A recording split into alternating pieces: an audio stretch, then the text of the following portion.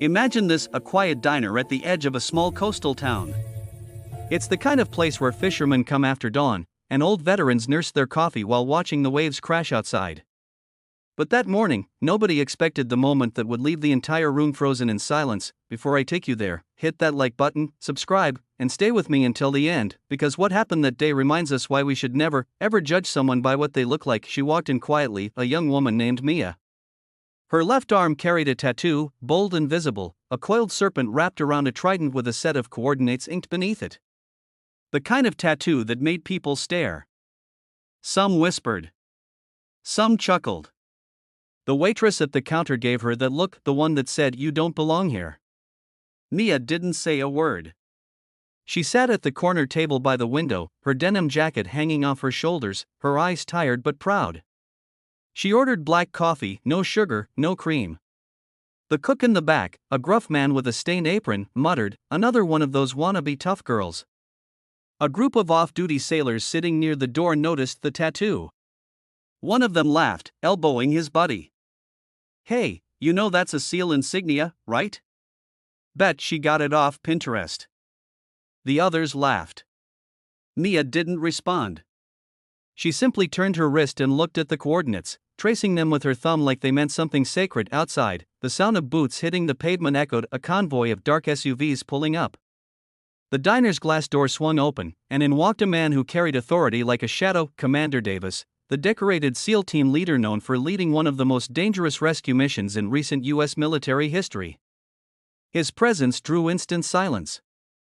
Even the cook straightened up. He scanned the room quickly, and then his eyes landed on her. Time seemed to stop.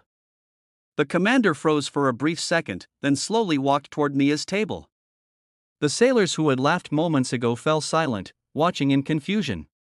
The waitress looked from Mia to the commander, unsure what was happening. Mia looked up, calm but wary. The commander stopped right in front of her.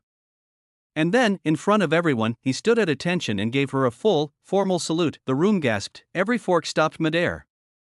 Every whisper died. The sailors who had mocked her turned pale. The commander's voice broke the silence. "Ma'am," he said quietly, "it's an honor to see you again." She gave a small nod, her eyes glistening. "It's been a long time, Commander." He motioned for her to stand, but she shook her head gently. "My leg doesn't let me stand much these days." And that's when everyone noticed the prosthetic limb peeking beneath her jeans. The commander turned to the room, his voice carrying the weight of something deeper than respect.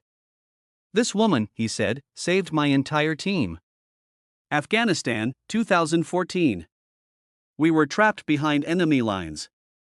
She was a field medic, the only one who stayed behind when the extraction chopper got hit.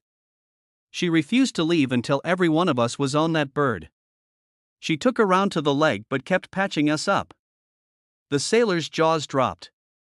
The cook's hands trembled as he set down his spatula. The commander's eyes softened. "Those coordinates on her arm?" He pointed at the tattoo. "That's where we made it out alive. We all got those same numbers inked, every SEAL in my unit." "That serpent and trident?" "She designed it. Said it would remind us that courage doesn't always wear a uniform." Mia smiled faintly. "Didn't think anyone would remember that." He laughed softly. "We never forgot, ma'am. We wouldn't be here without you." The room stayed silent for what felt like forever. The waitress's eyes welled with tears as she brought a fresh cup of coffee to Mia's table. "It's on the house," she whispered. The men who had laughed before approached awkwardly, one by one, murmuring apologies they didn't even know how to form. Mia didn't need them to say it. She just smiled, her expression calm, forgiving, and full of quiet strength. The commander took off a small pin from his uniform, the insignia of his unit, and set it beside her cup. "You earned this more than I ever did," he said. As he walked out, he turned back once more. "You may not wear the uniform anymore, but you'll always be one of us." The door shut behind him, leaving his silence heavy with respect. Later, when Mia got up to leave, everyone stood, not out of habit, not out of guilt, but out of honor. She walked out of that diner with her head high, the morning sun catching the tattoo that had once made people laugh. Now, it stood as a symbol of sacrifice, courage, and quiet pride, and as the door closed behind her, the commander's words lingered in the air: "Courage doesn't always wear a uniform." So before you scroll away, remember her story. Never judge someone's worth by their scars or ink. Every mark has a meaning, every soul a story. If this moment touched your heart, hit that like button, share it with someone who needs hope today, and subscribe for more stories that remind us what true strength looks like, because heroes don't always shout, sometimes, they just walk quietly with a story written on their skin.